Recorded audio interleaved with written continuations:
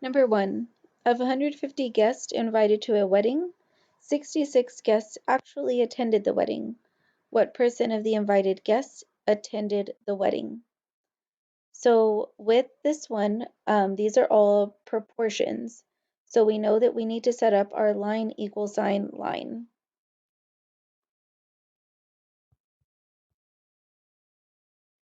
Now we know that out of 150 guests, that's going to be our total. 66 guests actually attended. That's our part. What percent, so sorry if we had went and circled those, what percent of the guests actually attended the wedding? So we know that a percent is always over 100, and we don't know what our percent is. So in order to solve this, we're going to cross multiply 66 times 100, which will give us 6,600. Then we need to divide that by 150.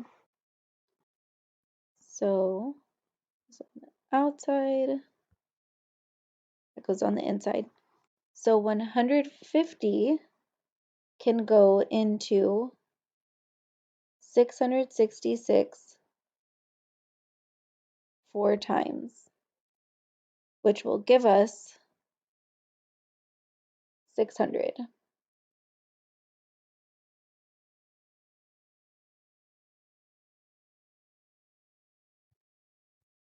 We subtract that, we end up with 60 left, and then we need to bring down our 0. Again, we know that 150 can go into 600 4 times, and now we've zeroed out. So we know that 44% of the guests actually attended the wedding. So our answer should have been B. Number 2, a shop owner offered a 20% discount off the regular price of a shirt. The amount of the discount is $5. What is the regular price of, this one says mirror, but it should say shirt. So what is the regular price of the shirt? Okay, so again, we need to set up our line equal sign line over 100 because we know we have a percent. So we can automatically put the 20 over the 100 because that's where our percent belongs. Now this is where it gets tricky because we need to pay attention to where our numbers go. We know the $5 is the amount of the discount. So that 5 is going to go up here across from the 20%. We don't know what our whole is or the regular price of the shirt. So now let's get into the math. Let's cross multiply 5 times 100, which gives us 500. Second step, we need to divide 500 by 20. So if we set that up, 20 can go into 50 2 times, which gives us 40. Subtract that, we get 10. Bring down our 0. 20 can go into 100 5 times. So we know that the regular price of the shirt was $25, which should have been D. Number 3, Sam created some artwork to sell at a craft fair. He used a pencil for she used a pencil for 78 of her pieces. This number represented 52% of the total number of pieces she created. What was the total number of pieces of artwork Sam created for the craft fair? Again, we have a percent, so we need to set up our percent proportion. We can see we do have our percent already here, which is 52%. That 52 represents the total number of pieces she created. Now we don't know the total because the question's asking us what is the total. But we do know that for 78%, or I'm sorry, that 78 of those pieces were used with a pencil, and that number represented 52%. So if we cross multiply 78 times 100, it gives us 7,800. Then we need to divide that by 52. Up a little bit. So then 52 can go into 78 one time. 8 minus 2 is 6. 7 minus 5 is 2. Now 52 can go into 260 5 times. Oh, yeah, sorry. I'm a little bit off right here. Okay, I'm sorry. So it can go into it 5 times, which does give us 260. Zeros us out, but then we do have this other 0, so we can't forget that. We have to drop that back up there. This 0 has to come back up. So we know that she should end up with 150 pieces total. Number 4, customers at a pizza shop took a survey. The results showed that 196 customers rated the shop as being very satisfactory. This number represented 35% of the total number of customers who took the survey. What is the total number of customers who took the survey? So again, we have a percent proportion. So we need to set up line equal sign line over 100. 35 is our percent. Our percent always goes over 100. Now we know that we're looking for the total, so we don't know what the total number of customers is who took the survey.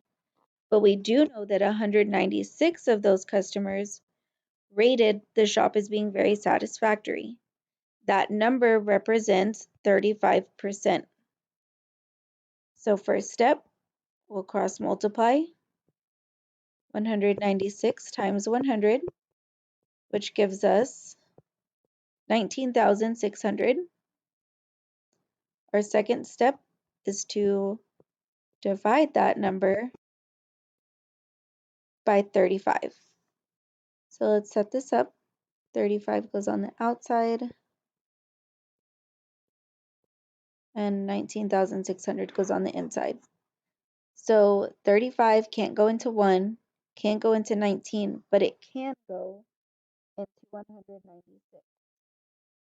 And it can go into 196 5 times, which would give us 175. If we subtract that, 6 minus 5 is 1, 9 minus 7 is 2. Bring down our 0. Now 35 can go into 210 6 times, and that goes into it exactly. That equals 210. Then we have a 0 left, so we need to make sure we bring that up, which gives us 560.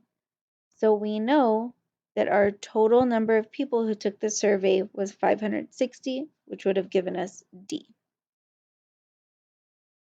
Number 5. Now this one's a tricky one if you didn't pay attention. Now there are 60 girls and 90 boys in the 6th grade at a middle school. Of these students, 16 girls and 11 boys are left-handed. What percentage of the 6th graders at this middle school write left-handed? Now, what's going to confuse you if you had set this up is if you did it boys to girls, but it's not asking that. We're looking for the percentage of the 6th graders. So we know we need to set up line equal sign line over 100.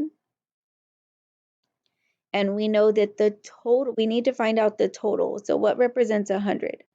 We need to add up 60 plus 90.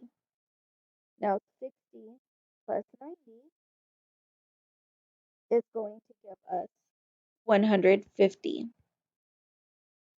So 60 plus 90 is going to give us 150. Okay.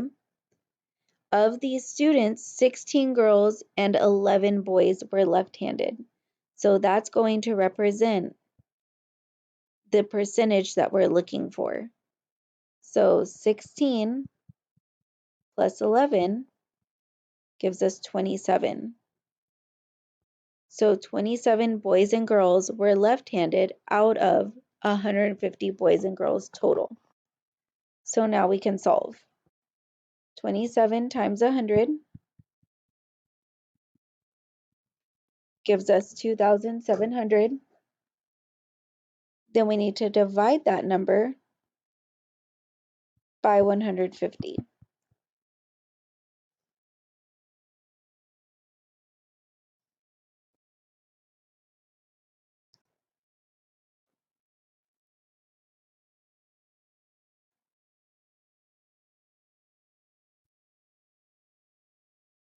So if we set this up, 150 goes into 270 one time.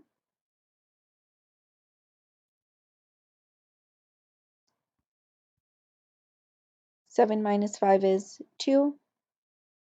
2 minus 1 is, I'm sorry, 2 minus 1 is not 2. 2 minus 1 is 1. So then we need to bring down our 0. Now we need to figure out how many times 150 can go into 1,200. And that would be 8. And it would give us exactly 1,200. So we know that 27 people represents 18% of the total people that are left-handed.